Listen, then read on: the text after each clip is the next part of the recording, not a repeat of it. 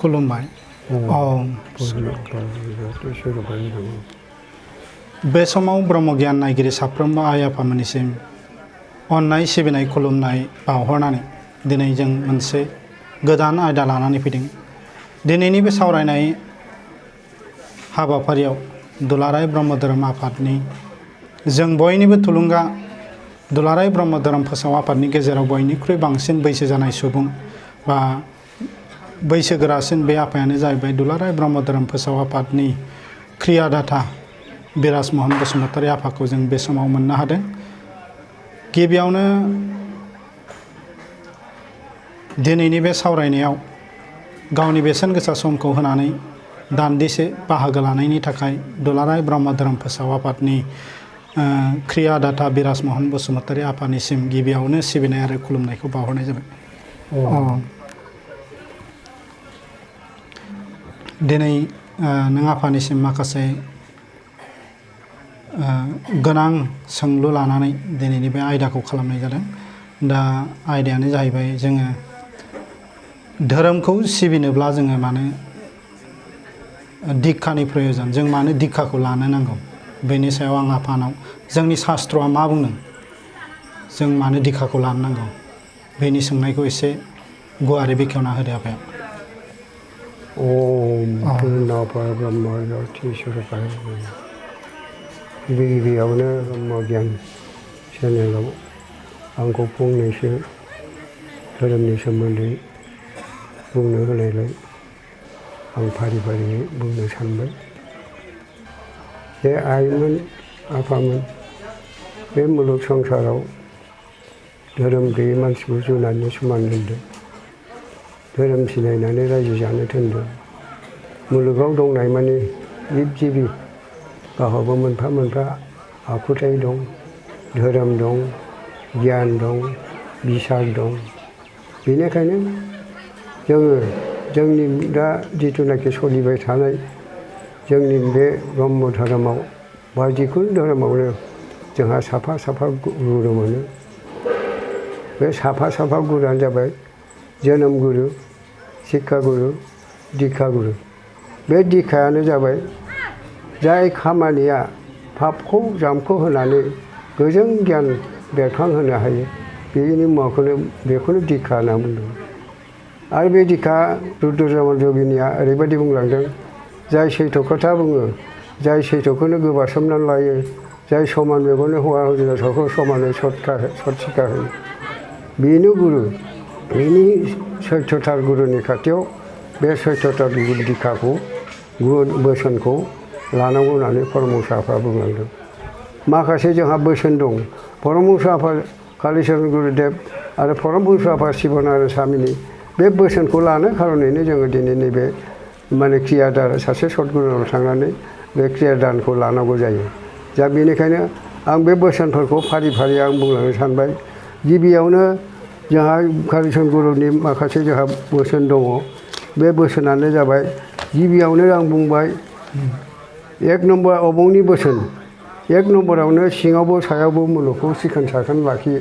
सि जोम बारि बागान लामा लांगोना फुख्रि हाखर हालाफोरखौ लेथ्रा दाजाहो, जाग्रा आदाराव भेजाल दाखालाम।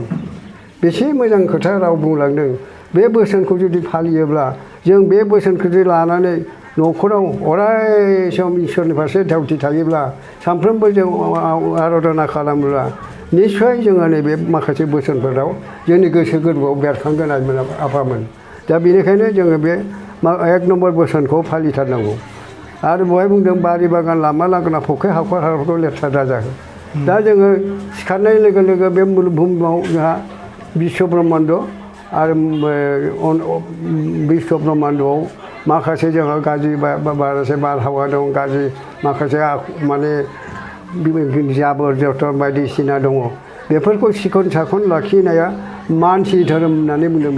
बे धोरोम माने आखुथायखौ जों लाथारनांगोन आरो बिश्व ब्रह्माण्डखौ साखोन सिखोन ब्रह्माण्डखौ सिखोन साखोन लाखिनाय, सि जोमखौ साखोन सिखोन लाखिनाय, बारि बागान लामा लांगोना फुख्रि हाखर हालाखौ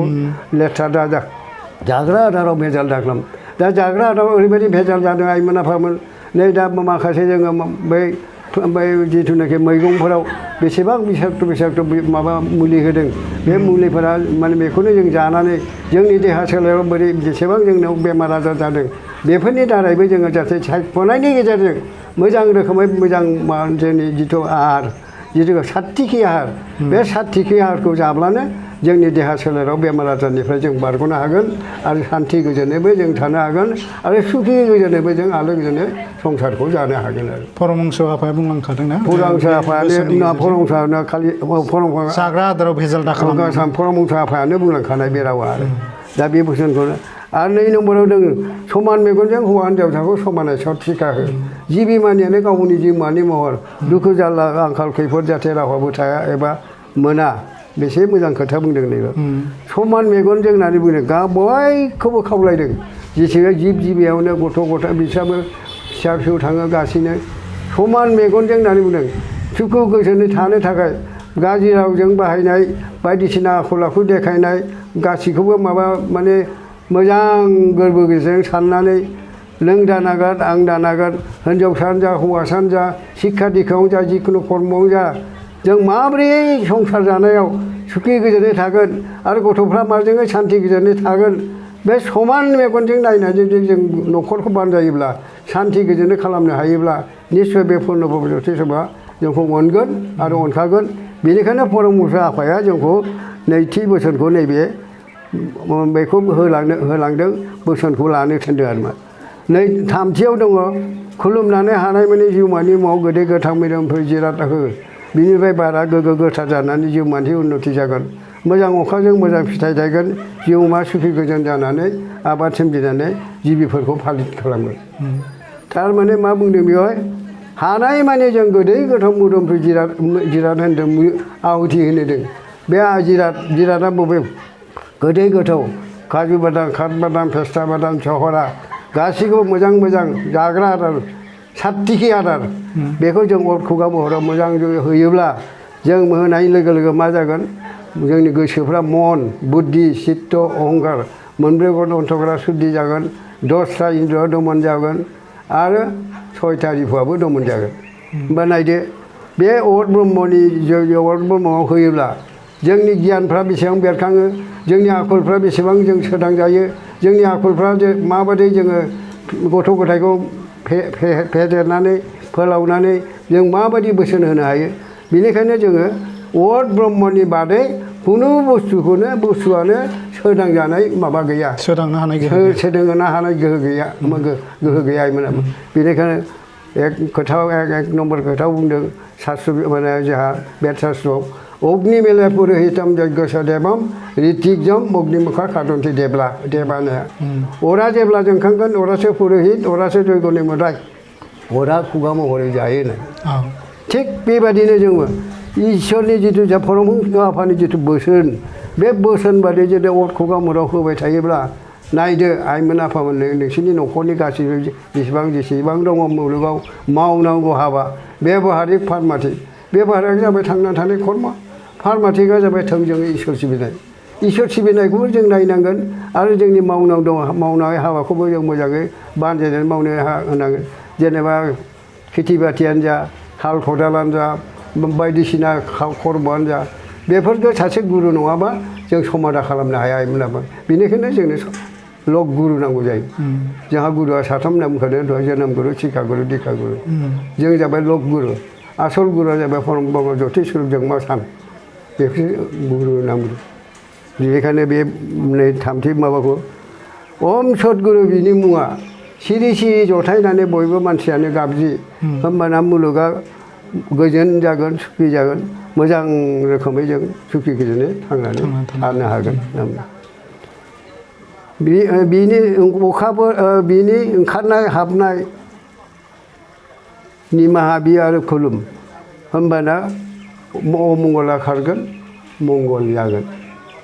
एसे मोजां खोथा बुंदों हाबनाय सान अखाफोर हाबनाय ओंखारनाय समाव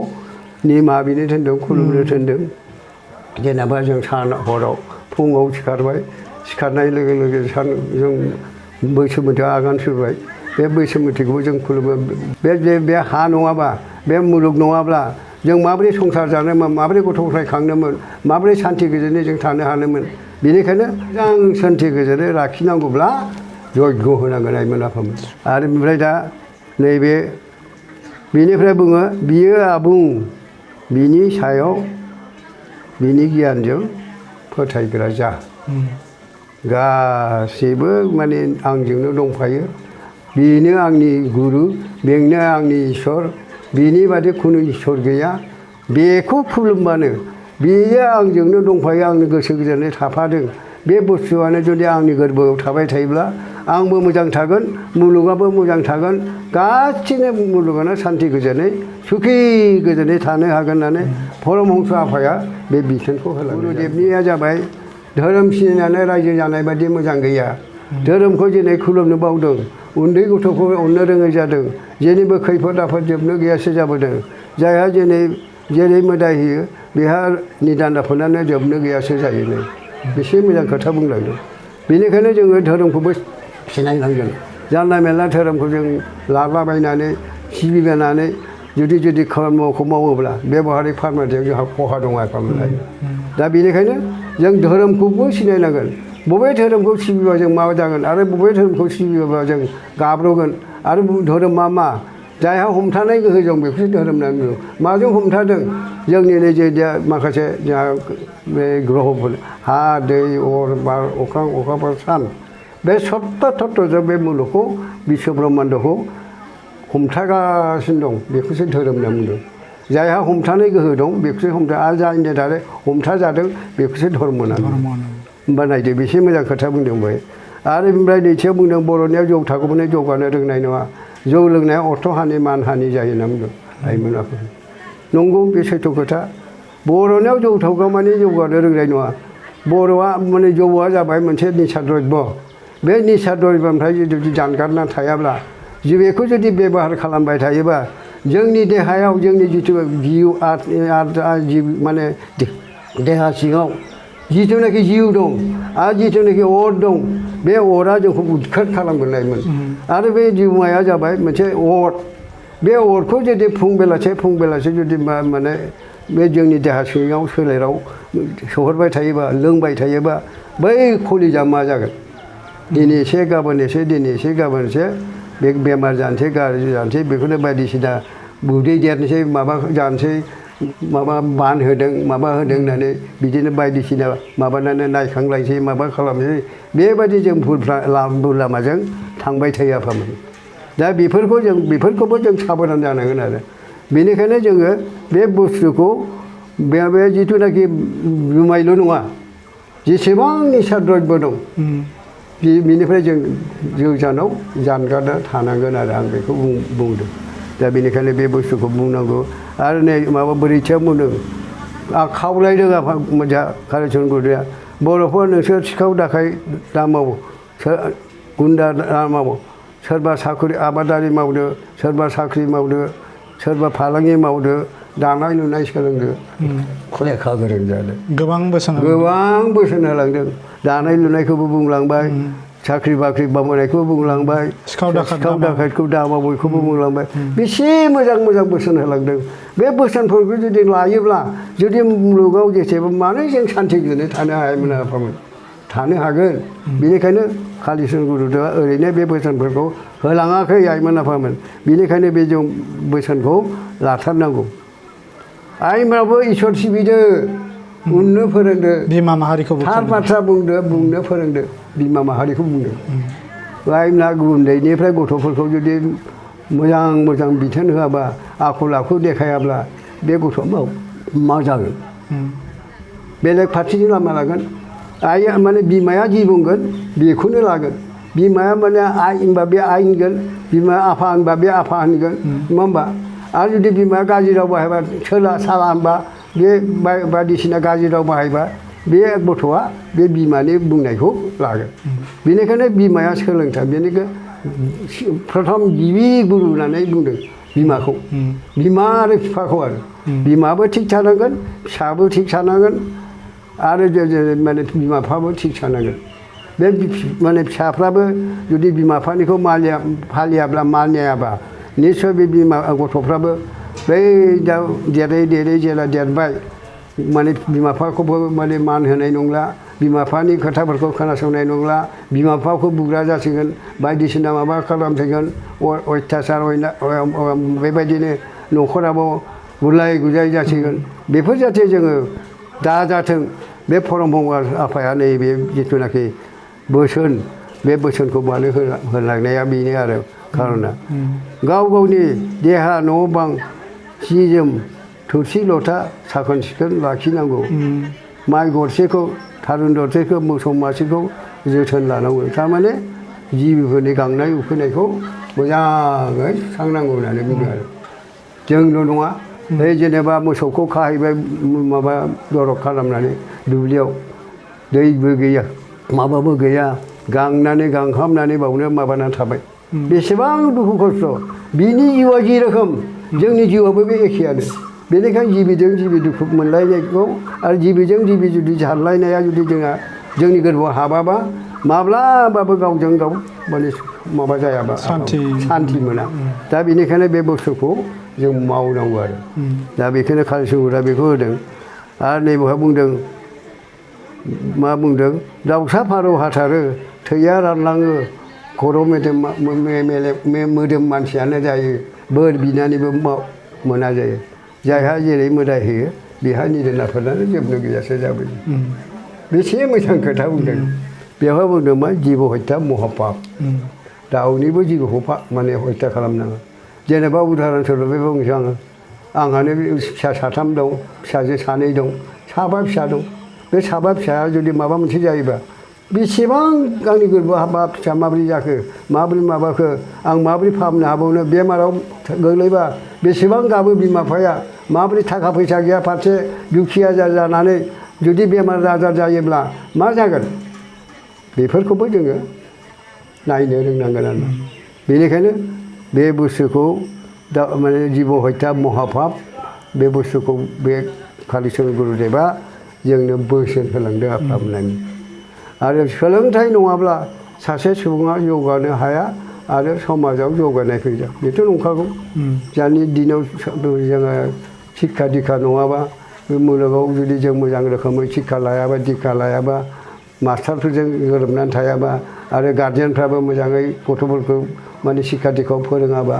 डाक्टार इन्जिनियार जेनेबा इन्जिनियारनि माबा जुदि मेट्रिक हायार सेकेन्डारि पास जानानै मोनसे आयदा लानानै जुदि माबा मोनसे जुदि मोजां बिथोन बादि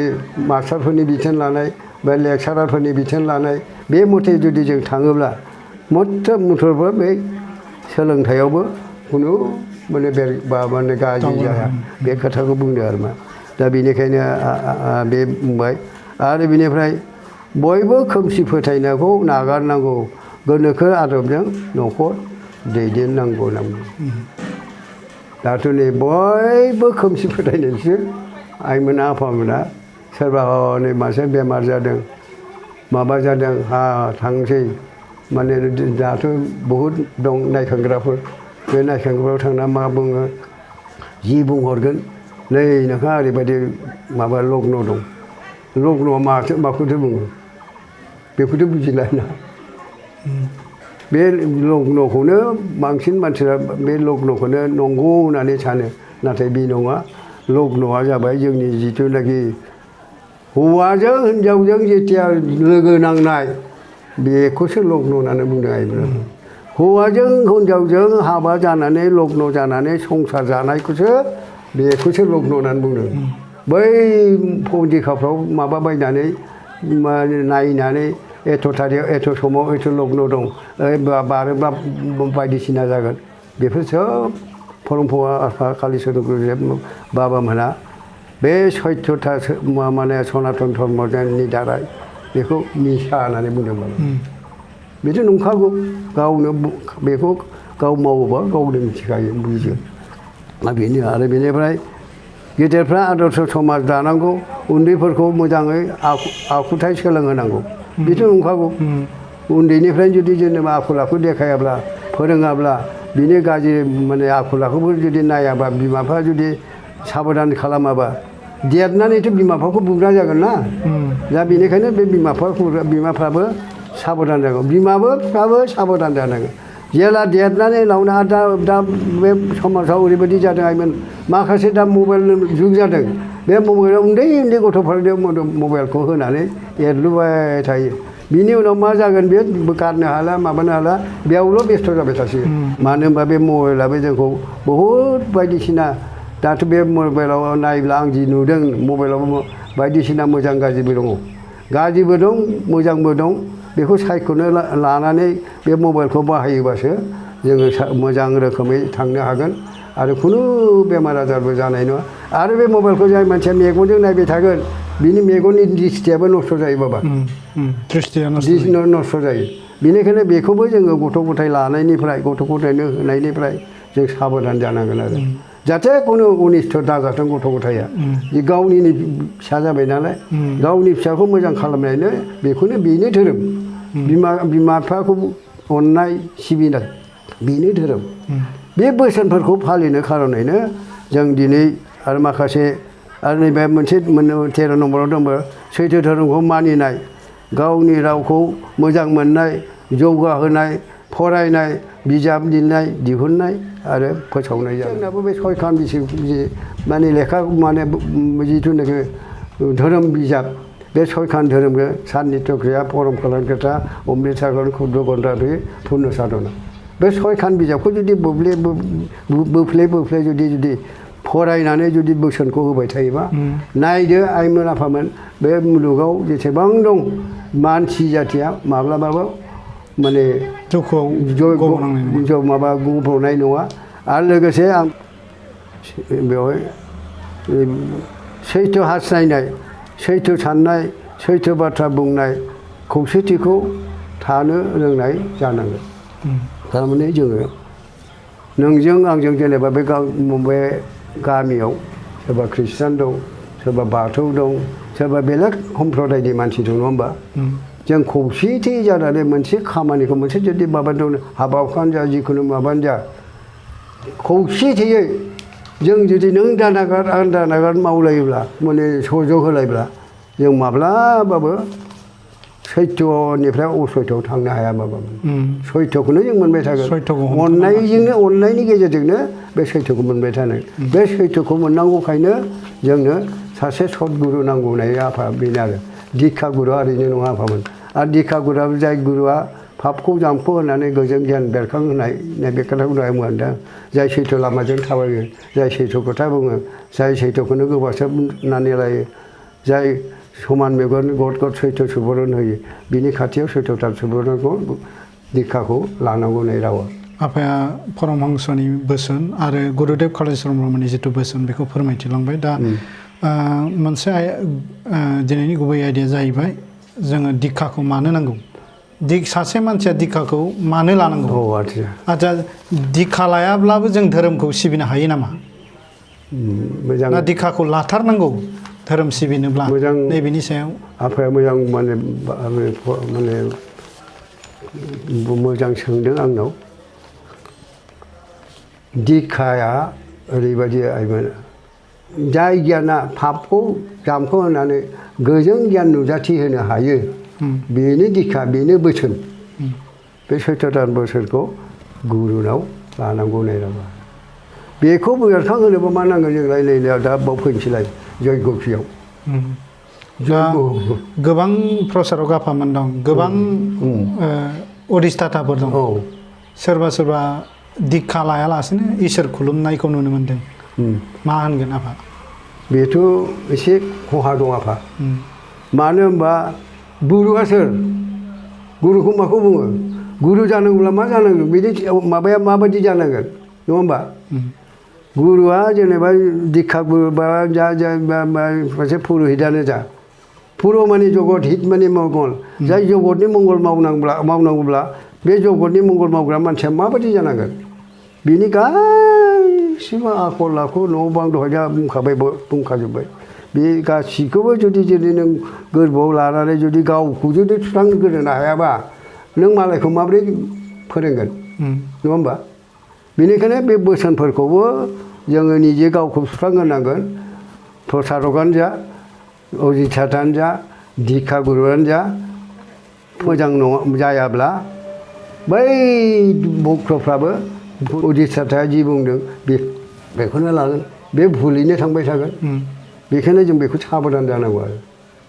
गुरु माने दिक्षा गुरुआ ओरैनो जानो हाया आइमोन आफामोन बेनिखायनो बेफोरबायदि जुदि गियाना गैयाब्ला गियाना थायाबा आरो बेखौ आं बुंबावदों बे सयखान बिजाबखौ आं बारे बारे बुंबाय थायो दाबो बुङो आं आंनि बयसाबो माने लासै लासै खमायलांनो हाबाय आं बे माने सयखान बिजाबखौ जाय मानसिया मोजाङै थन्न माबानानै फरायबाय थादों बुजिबाय थादों बे मानसिया एसेबाबो आंनि मेगनजों नुदों आरो आंनि दिक्षा माने माखासे भक्तफोर दं आं दिक्षा होनाय एसेबाबो आइनाबो सांग्रांथि जाबोदों लाइमोनफ्राबो सांग्रांथि जाबोदों नैबे गुरुदेबनि बोसोनखौ फालिनायाव आरो बे दिक्षाया मा बुस्थु आरो नित्य कर्म होनायाव नित्य कर्मआथ' एकदम दरखारथार फुं बेलासे नित्य कर्मआनो जाबाय फुं बेलासे नित्य जयग होनाय बे जयगखौ जाय मानसिया फुं बेलासे होबाय थायो बियो माब्लाबाबो माने असान्ति जाया होनना बुंनाय राव दंखायो आरो परमहंसआ बुंदों नाय बोसोरसे नङा बोसोरनै नङा बोसोरथाम मावनानै नाय जुदि जेबो गैयाब्ला जेबो माने मुलाम्फा मोनाखिसैबा जेबो माने गियान मोनाखिसैबा नों जि गोसो बेखौनो मावदो होननानै परमहंसआ दाथियै बुंलांनाय रावा बेनिखायनो बे दिक्षाखौ नांथारगोन दिक्षा नङाबा जि जायो आरो जाय मानसिया गुरु हिसाबै मावथों थिग बिनि मावनायाव एसे माने मोजां माने गियान गैयाब्लालाय आं जेनेबा आं सासे दिक्षा गुरु आं दिक्षा गुरु जानानै आंनि सभाबा थिग नङाब्ला जानाय लोंनाया थिग नङाबा न'खरा थिग नङाब्ला गुलाय गुजायब्ला नोंखौ मा होनगोन है नै गुरुआनो माबा माबि जायो गुरुआनो माबा माबि माबायो बेबायदि बुङा होमबा बेनिखायनो गुरुआ साबधान जाग्रोनांगोन न'खरखौ सिखोन निस्थाबान जाथारनांगोन होमब्लासो जों बे खामानिखौ मावनो हागोन आरो दा बेनिखायनो आं बेखौ बुंबाय सल'बाथानि गेजेरजों फोरमायगोन नामा नारद मुनिया जे दिक्षा लायैनि थाखाय बेथ' बे सैथो खोथा बाबाया मोजां खोथाखौनो सोंदों सासे नारद मुनि दंमोन नारायणआ गाबज्रिबायग्रामोन बे माने नारायणआ बियो थैनायनि उनाव स्वर्ग रायजोआव थांबाय थांनानै सोंहैबाय आंथ' सोब माबाखौ मावजोब्बाय आंनि जायगाया बबाव दं सोंबाय आरो बियो आं बबाव थानो मोनगोन स्वर्ग रायजोआव आं जायगा मोनगोन ना मोना बियो होमब्ला बुंबाय बै माबाया स्वर्ग रायजोनि माबाया नोंहाथ' मोनसे बुस्थु थालांदों नों मोनसे बुस्थुखौ मावाखै नों मा बुस्थु नोंहा दिक्षा गैया गुरु गैया बेनिखायनो नों बै माबायाव मुलुगाव बे मुलुग संसाराव थांफिननानै सासे गुरुजों नों दिक्षा लानांगोन बे गुरुआनो जाबाय सनत कुमार बे सनत कुमार गुरुजों दिक्षा लानानैसो बियो नैबे जोंनि जिथुनाखि दा मावनांगौ हाबा आरो बे जिथुनाखि जोंहा नारद आफाजोंनो नारदाबो माने दिक्षा माने बेयाव स्वर्गरायजोआव जायगा मोनहैयाखै बे बाथ्राया बाव बेरखांदों आरो बेनिखायनो दिक्षा गुरुआव दिक्षा नङाबा रावबो गुरु जानो हाया होननाय रावा बेनो जेनिबो आगा फागा एकदम शास्त्रखौ मोनो खिन्थु बेनो जुदि दिक्षा लानानै थोनहरफिनजानानै आरो जुदि स्वर्गरायजोआव जायगा मोनफैदोंब्ला जोंबोथ' लाथारनांगोन बेनिखायनो बे दिक्षाखौ लाथारनांगौ होननाय रावा बेनो आरो जिखुनु धर्मनि माबा गुरुनि खाथियाव थांनानै बे दिक्षाखौ लानांगौ बोसोनखौ लानांगौ दिक्षा माने बोसोना फाहामनायमोन आं बारे बारे बुंबाय थादों बेनिखायनो बे बुस्थुखौ लानाया मोजां आं बिदिनो बुंबाय आंनि बुंनायावथ' बयसाबो माने खुगाफ्राबो बारा स्पस्त जायाखै हयथ' मोनफा मोननै हयथ' थालांबायनो हागौ आं गिबियावनो निमाहा बिनाय थाबाय आरो आं बिराद मोजां मोनो धोरोमखौ आं मोजां मोनो आं दासिमबो मोजां मोनो आं खारगासिनो दं आं माब्लाबाबो जनानै थायाखै आं हानायमानि आंनि देहा असल जाब्लाबो आं बिराद धोरोमखौ आंनि बे ब्रह्म धोरोमखौ आं गोसो गोरबोयै आं मोजां मोनो आं गाबखाङो जाहाथे आंल' नङा मुलुगाव जेसेबां दं उरन बरन गजन दन मानसि मानियानो जिब जिबियानो जा आलो गोजोनै संसार सुखि गोजोनै थानो हाथों आं बेखौनो खावलायनानै जाहाथे पुर्न परम ब्रह्म ज्योतिस्वरूपआ जोंखौ बयखौबो सुखि गोजोनै लाखिथों आं बेखौनो बुंनानै आंनि बुंनाय जिथुनाखि सोंनाय फिननाय आफाया जिथु सोंबाय आं बेखौ एसेबाबो फोरमायनानै होबाय गेना गोरोन्थिनि गेजेरजों भुल भ्रान्थि हयथ' जालांनो हागौ बेखौ निमाहा बिनानै आंनो बुंथिनायखौ आं बेवहायनो दोनथ'नाय जाबाय। खुलुमनाय थाबाय बे आफानिसिम जोङो बे समाव बे आफानिफ्राय गोबां बाथ्रा जोङो मिथिनो मोनबाय। बे आफाया मेंनाय गैया बानाय गैया धोरोम होननानै बुङोब्ला धोरोमनि हाबा होननानै बुङोब्ला मेंनो रोङा जिरायनो रोङा उन्दुनो ओंखारा बे आफाया थैसोम थामसोम धोरोमनि हाबायाव नांथाबनानै गोबां समाज सिबिनाय आरो धोरोमनि हाबा फेहेरनाय फुवारनायाव गोबां मेंनाय गैयै खामानि मावबोदों। दा बे समाव साफ्रोमबो नायगिरि आफामोननिसिम गुरु एबा दिक्षाखौ मानो नांगौ बेनि सायाव दिनैनि बे आयदाखौ बे आफाया गेबेङैनो जोंनि गेजेराव फोरमायथिनानै होबाय। आसा खालामो फैबाय थानाय समफोराव आरो बे आफानिफ्राय आरो गोदान गुबुन आयदा लानानै जों फैबावगोन। दा नायगिरि साफ्रोमबो आइ आफामोननिसिम मोनसे खावलायनाय आइ आफामोना भिडिअखौ नायनानै मोजां मोनदोंब्ला लाइक खालाम कमेन्ट खालाम शेयार खालाम आरो जोंनि बे सैथो धोरोमनि हाबा मावनायखौ अराय थुलुंगा होलां बेखौ मिजिंथिबाय। बे समाव नायगिरि साफ्रोमबो आइ आफामोननिसिम अननाय सिबिनाय खुलुमनायखौ फिन बावहरनानै दिनैनि बे आयदाखौ बेखिनियावनो दोनथ'नाय जाबाय। गोजोन्थों खुलुमबाय।